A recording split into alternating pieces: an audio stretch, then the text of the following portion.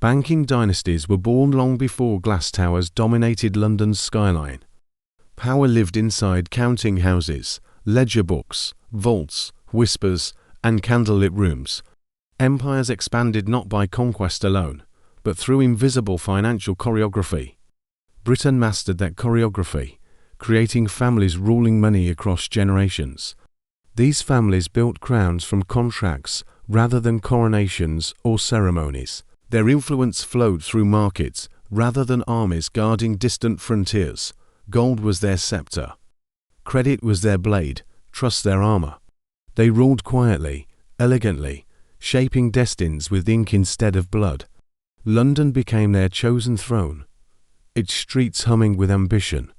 Merchants evolved into bankers, bankers into financiers, financiers into dynastic architects. A new aristocracy emerged, forged not from land, but liquidity. Their world valued intelligence, discipline, secrecy, and impeccable reputational calculation. The rise began during tumultuous centuries, when older power structures weakened. Kings needed loans, wars needed funding, empires needed endless financial oxygen. Traditional nobility lacked expertise, discipline, or appetite to manage national finances.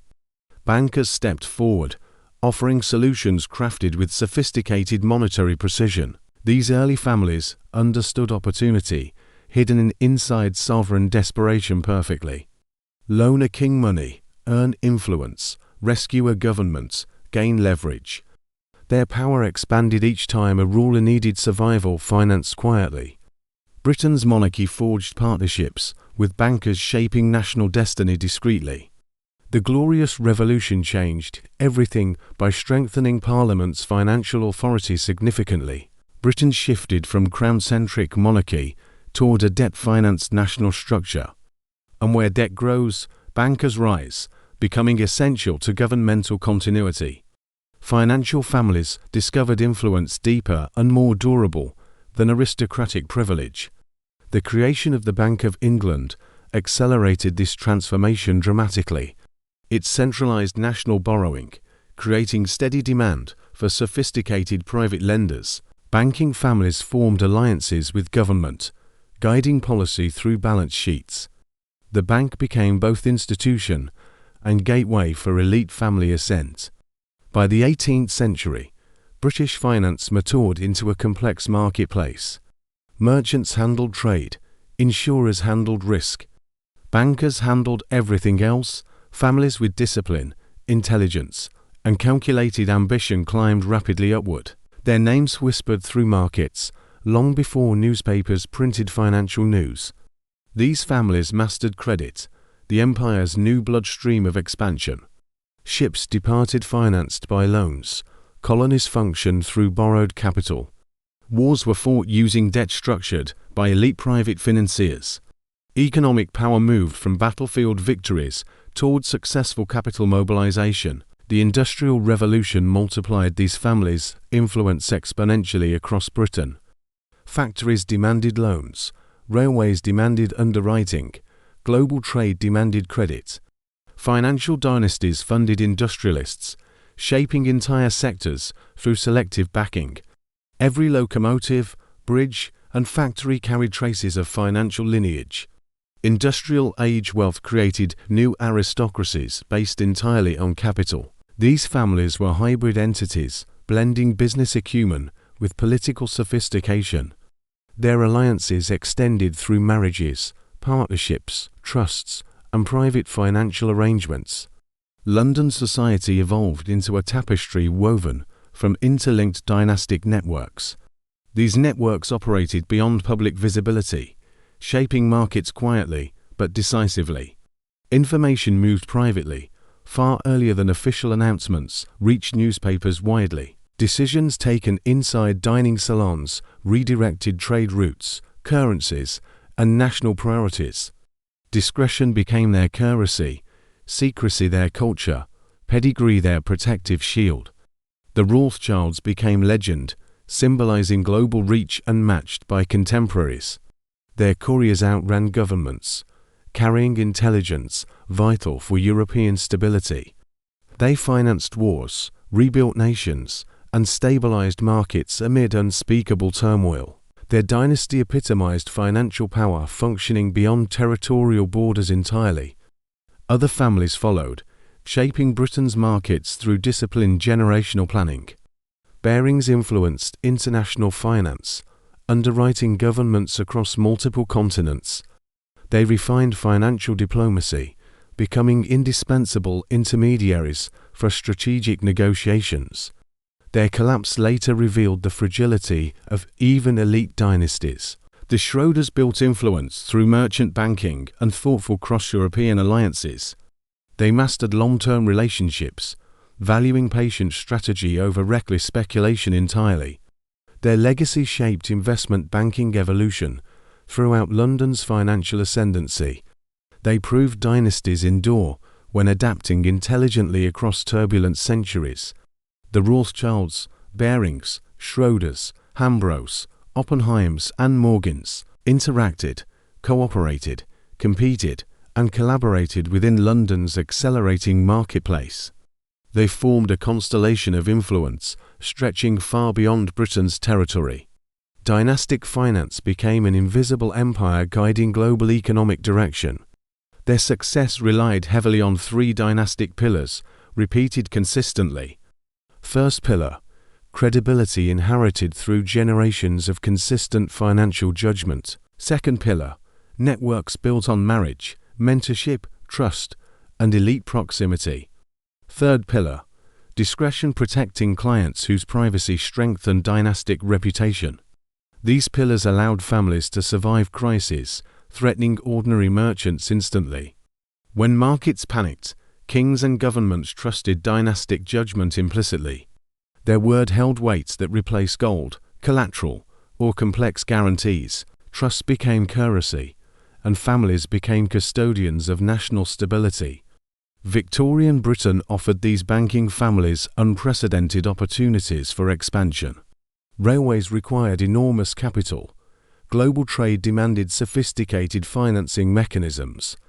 Telegraphs boosted information speed, enhancing leverage for families with intelligence. Their decisions shaped industries, forming the backbone of Britain's economic supremacy. These dynasties did not merely fund projects.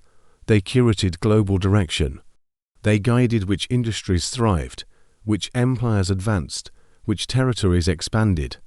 Their underwriting choices determined steamship routes, railroad corridors, and colonial logistics.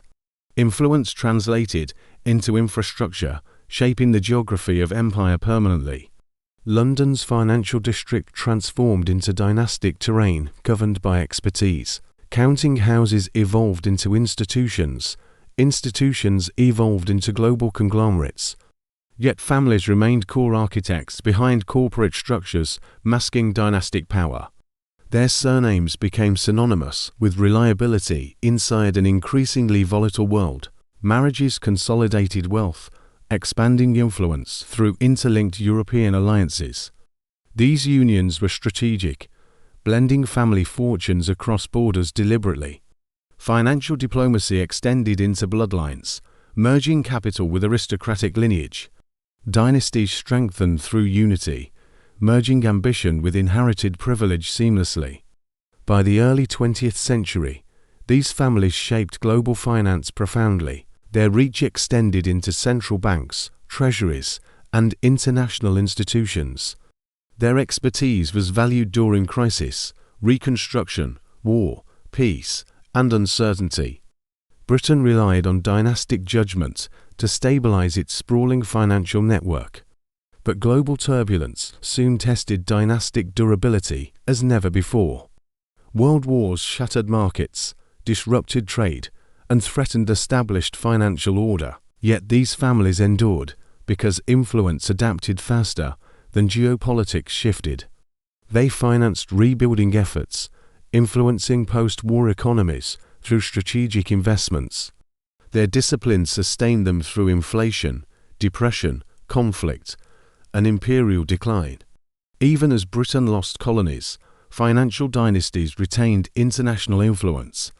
Capital moved faster than empires, enabling families to navigate transitions. They continued orchestrating finance as nations restructured political identities globally. As America rose, British dynasties recalibrated rather than resisted geopolitics. They aligned with Wall Street, forming Anglo-American financial alliances strategically. London remained centre for expertise. New York became centre for scale.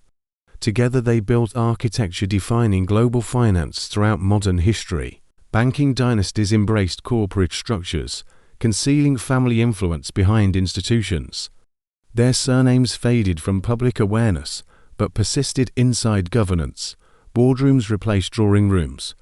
Committees replaced salons. Structures replaced surnames. Yet dynastic ideology remained encoded inside corporate DNA silently. These families prioritized longevity through foundations, trusts, partnerships, and multi-generational planning. Their portfolios spanned continents, industries, governments, and emerging economic frontiers. They retained power because they mastered adaptation better than rivals. Influence survived by evolving faster than changing financial landscapes demanded. The corporate age did not dissolve dynasties, it magnified them significantly. Their institutions became global behemoths, managing trillions across planetary markets. Their strategies shaped globalization's architecture, capital mobility, and economic liberalization. They became custodians of a world running on interconnected financial arteries. Britain's corporate crown became symbol of refined, inherited financial authority. Unlike monarchy, it lacked ceremony. Unlike parliament, it lacked visibility. But its impact exceeded both, shaping civilization's economic trajectory fundamentally. Dynasties ruled quietly, but their influence echoed through centuries relentlessly. The 20th century pushed banking dynasties into a rapidly transforming world. Economic expansion accelerated, technology advanced, nations rebuilt, and markets globalized quickly. Families that survived earlier eras now faced unprecedented opportunity and risk. Their influence depended on adapting without surrendering dynastic identity or discipline. War reshaped global power structures, breaking old hierarchies across continents entirely. But British banking families entered the post-war era prepared for reinvention. They understood cycles, crises, and recoveries better than most political leaders. Their experience positioned them as stabilizers inside new international economic institutions. The creation of the IMF and World Bank reshaped global finance. Yet many architects behind early policy came from British financial lineages. They advised governments rebuilding shattered monetary systems throughout unstable post-war transitions. Dynastic expertise provided continuity, while nations struggled to recover coherence globally. London re-emerged unexpectedly as crucial pillar within emerging financial infrastructure. Banking families guided its transition from imperial port to global hub. They helped modernize institutions, liberalize markets, and attract foreign investment flows. Their leadership safeguarded London's relevance despite Britain's diminished political footprint. These families saw opportunity inside decline, transforming loss into strategic repositioning. They shifted from empire-based finance toward multinational corporate expansion models. Influence no longer required territory, it required global connectivity and mobility.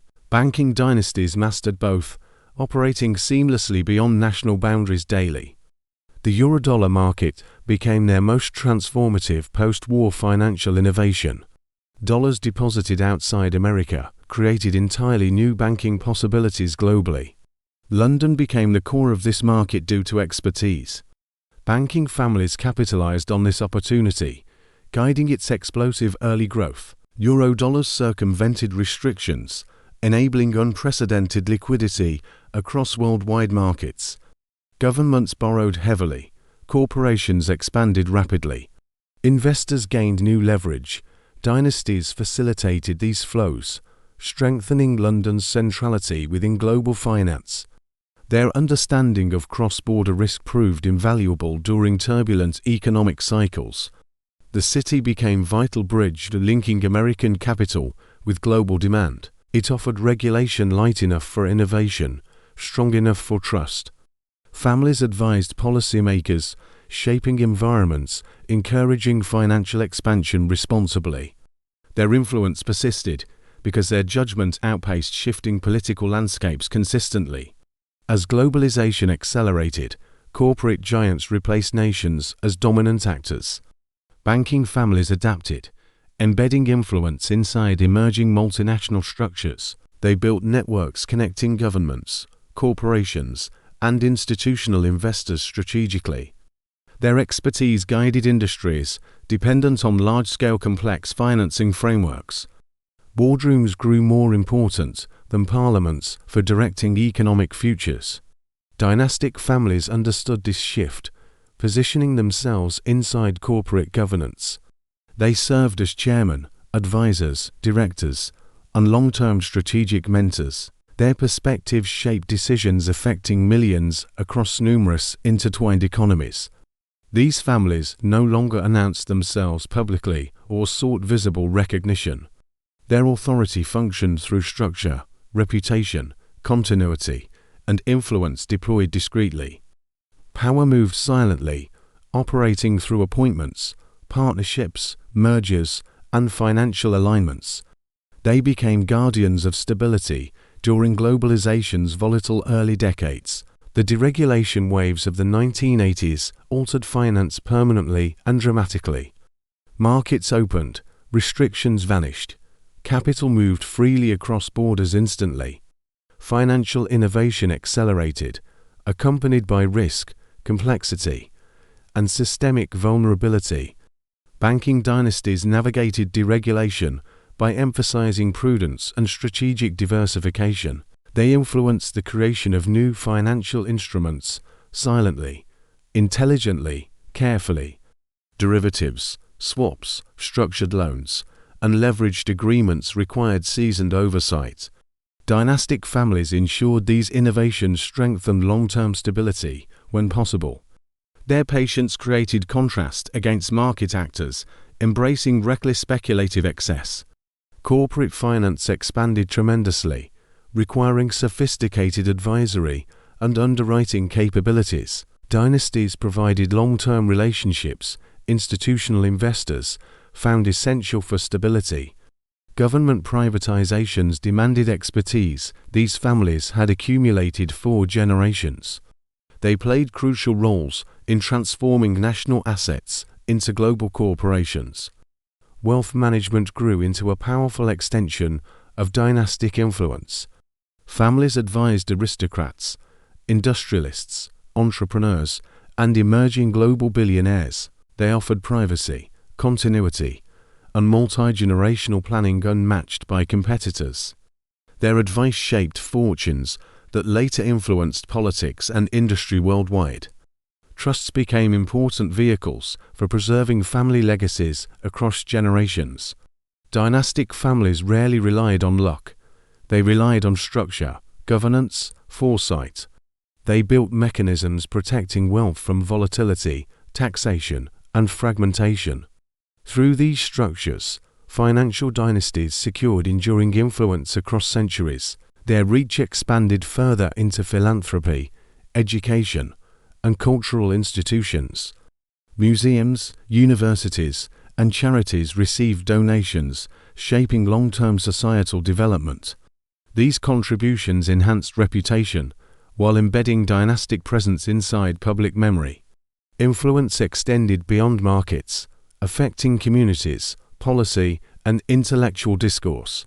When crises emerged, governments turned instinctively toward experienced dynastic expertise. The 1987 crash, Asian crisis, dot-com collapse, and 2008 meltdown challenged stability.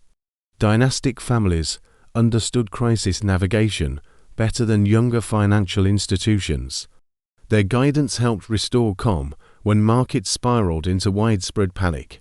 During 2008, newer banks collapsed under pressure, while dynastic firms endured.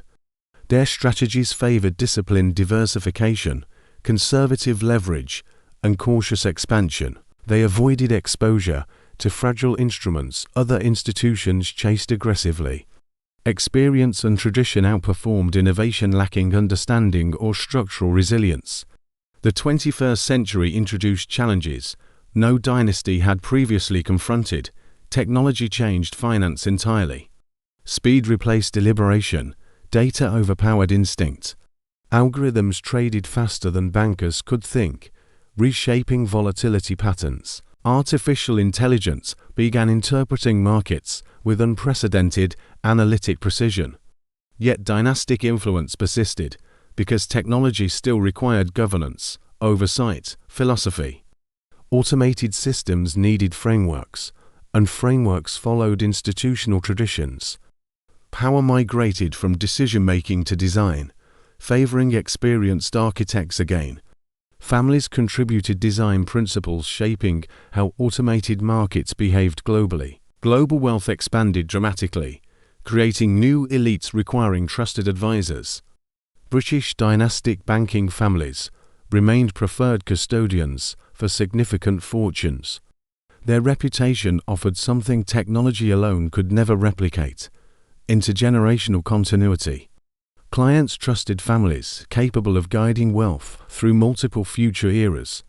Sovereign wealth funds expanded, seeking long-term partnerships rooted in reliability. Dynastic banks offered neutral ground between geopolitical rivals seeking financial collaboration. Their expertise allowed governments to navigate complex cross-border investment landscapes. Thus, national power intersected with dynastic influence in increasingly intricate ways. Corporate structures evolved further, masking dynastic presence inside layered hierarchies.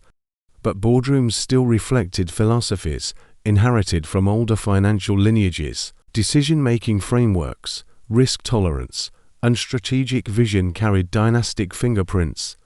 Legacy survived through institutional culture rather than visible family identities. London's role strengthened as dynasties integrated into global capital networks. Its legal system, transparency, and neutrality attracted worldwide financial confidence.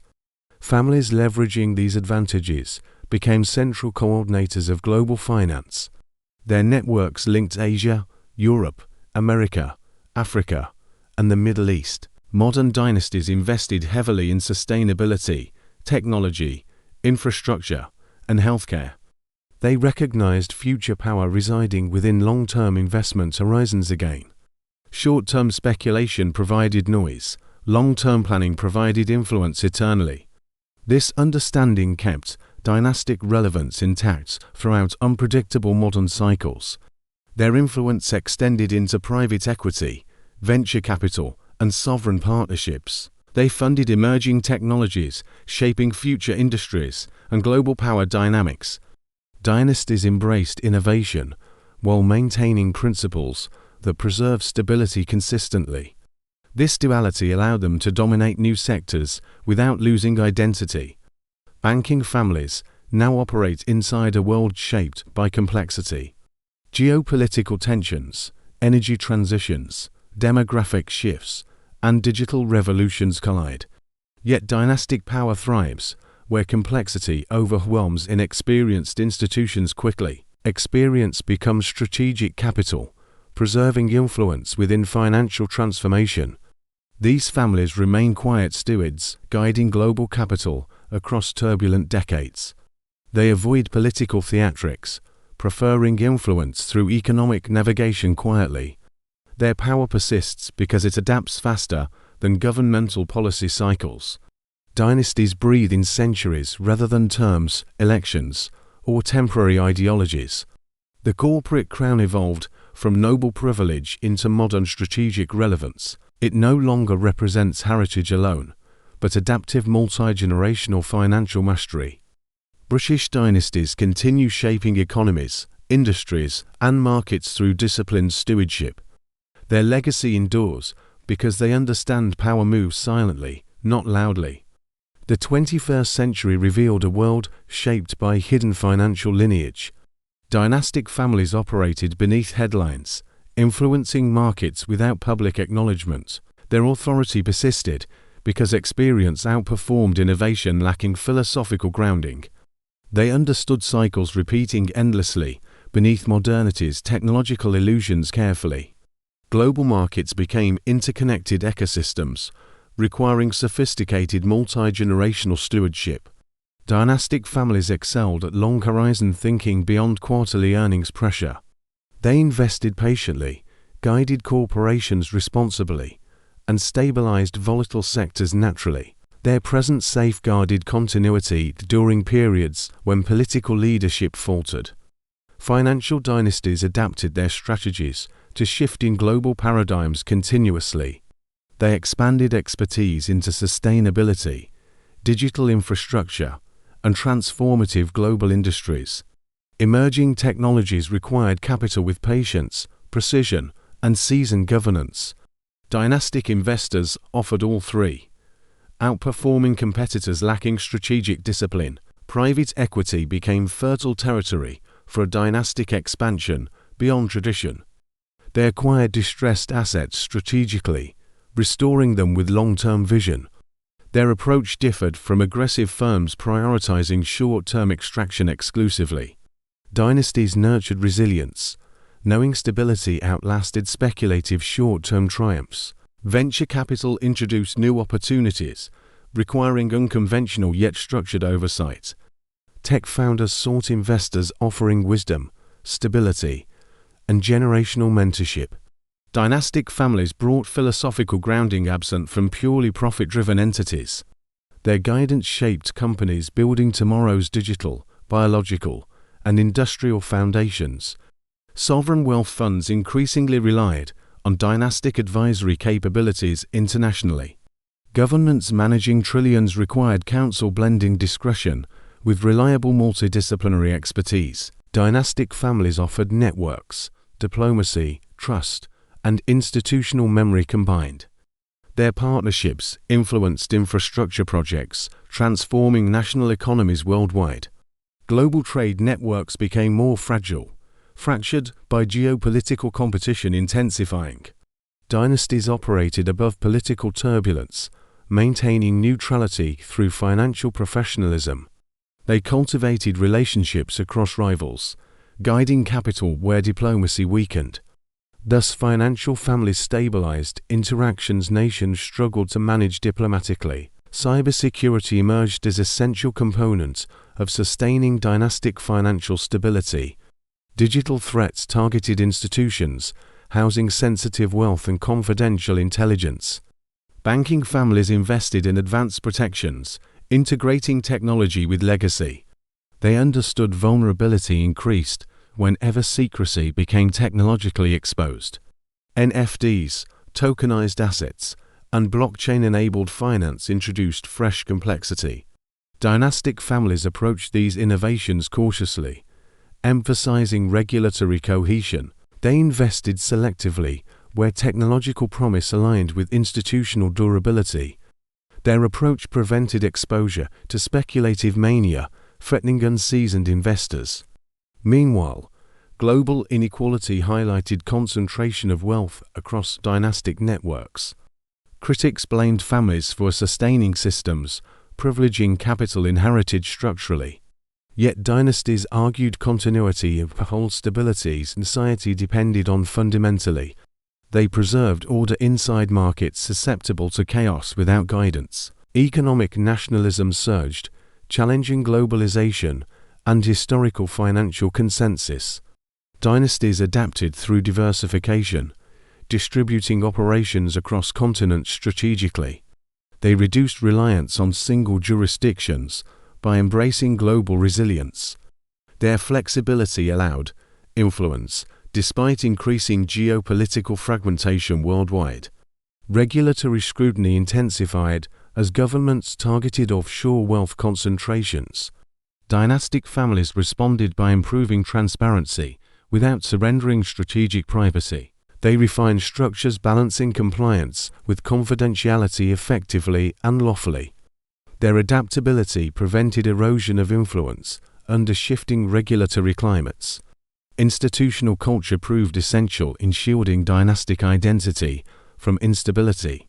Values passed quietly across generations shape decisions during unpredictable events. These values emphasized prudence, patience, legacy, and long-term constructive impact. They guided corporate strategy, where markets valued superficial innovation disproportionately. London remained dynastic epicenter, despite Brexit reshaping Britain's geopolitical context. The city retained expertise, legal clarity, and unrivaled institutional memory.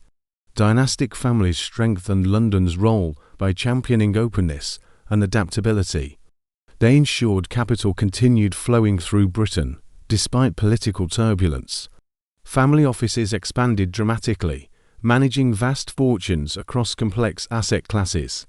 These offices resembled miniature financial institutions with global operational capacity. Their investment strategies balanced preservation, philanthropy, and long-term economic transformation. They became nerve centers where dynastic wisdom guided financial evolution.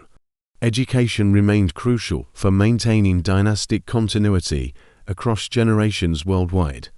Heirs studied economics, governance, diplomacy, and global strategic negotiation intricately. They prepared to inherit responsibilities, transcending profit-driven entrepreneurial ambition. Dynasties cultivated leaders capable of navigating increasingly sophisticated financial ecosystems. Mentorship played an instrumental role in transmitting philosophy, and technical knowledge. Elders taught successors importance of trust, restraint, and reputational management. These lessons protected dynasties from pitfalls causing collapse in competitors. Their training emphasized integrity as foundation for centuries of influence. Philanthropy enhanced dynastic presence inside culture, academia, and global humanitarian initiatives. Investments in education, research, and health advanced societal development meaningfully. Philanthropy strengthened legitimacy while aligning dynasties with public benefit. Their contributions shaped discourse, innovation, and cross-generational stability broadly. Cultural institutions became symbolic guardians of dynastic heritage and responsibility. Museums displayed collections reflecting centuries of exploration, trade, and history. Universities benefited from endowments supporting research shaping future technologies. This integration deepened dynastic influence without overtly announcing authority. Corporate governance remained primary arena for modern dynastic influence deployment. Families controlled major stakes quietly, shaping boardroom strategy behind scenes. They influenced mergers, acquisitions, expansions, and long-term innovative commitments. Their presence ensured decisions prioritized stability over reckless short-term motivations. Eventually, corporate identity absorbed dynastic values so deeply they became indistinguishable. Institutions behaved like families, cautious, strategic, and generationally focused. Dynastic culture shaped corporate behavior beyond leadership's conscious awareness. Legacy became embedded within frameworks powering global financial infrastructure. Financial dynasties now operate inside world dominated by rising Asia, Chinese, Indian, and Middle Eastern wealth shifts global financial direction. British dynasties partner rather than compete, forming cross-cultural alliances. Their networks globalize further, expanding influence into emerging epicenters. Artificial intelligence transformed finance into predictive, automated, adaptive environment, but AI still required moral philosophy embedded within financial governance. Dynasties provided wisdom essential for a responsible algorithmic decision-making globally. Their oversight mitigated risks associated with unchecked technological acceleration. The future of dynastic banking lies in blending heritage with innovation. Families that respect tradition while embracing disruption will endure longest. Those ignoring technological change risk obsolescence within rapidly shifting landscapes. But those rejecting heritage risk losing identity guiding prior success. Sustainability will define next century of global financial decision-making. Dynastic families already reposition portfolios toward environmental and societal resilience. They invest in clean energy, sustainable logistics, and transformative climate technologies. They recognize future power belonging to those preserving civilization's long-term viability. As world enters complex age of crisis, opportunity, and reinvention, dynastic influence remains stabilizing force, guiding unpredictable economic transformation. They have survived empires, depressions, revolutions, and technological revolutions repeatedly.